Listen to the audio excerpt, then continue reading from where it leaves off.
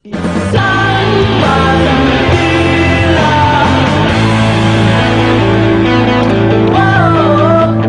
mahihirapan na ang ilang nag-aasam na makapagtrabaho sa Canada.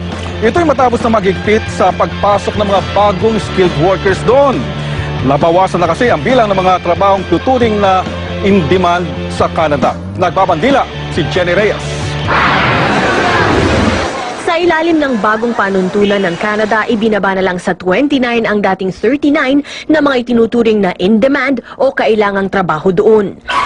Ang mga dating patok na trabaho para sa accountants, IT personnel, bank at finance managers, hindi na in-demand ngayon. Naiwan na lang sa listahan ng in-demand jobs ang mga nurse, dentista, tubero at iba pa. Kaya ang mga may pending application para sa trabahong hindi nakasama sa listahan, kanselado na, maliban na lang kung susubok sila sa posisyon na kasama sa 29 in-demand jobs. Lilimitahan na rin sa 20,000 skilled workers ang mabibigyan ng permanent resident status. Ayon sa Canadian Immigration, bukod sa napunuan na ang karamihan sa job vacancy nila, layunin din ito na mabawasan ang backlog o pagkaantala sa mga aplikasyon. Ayon naman sa Canadian Immigration Consultant na si Evangeline Naron, hindi raw nabawasan ang kanilang mga aplikante. Pero dahil mas kaunti ang nagka-qualify, mas marami ang umuuwing yuhaan. Requirement na sa skilled workers ang pagkuha ng English Proficiency Test.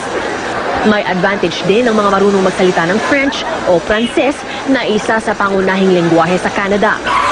Pero ayon kay Naron, may magandang epekto din ang pagbabawas ng in-demand jobs. Yung disadvantage din kasi before, 5 years yung processing. Kaya yung iba, gustuin man nila mag-file, hindi natutuloy. Samantala ngayon, napakabilis, 6 to 12 months lang talaga yung processing. Kaya payo nila sa mga gustong mag-migrate sa Canada, mag-apply kaagad kung siguradong pasok sa 29 na in-demand jobs sa nasabing bansa.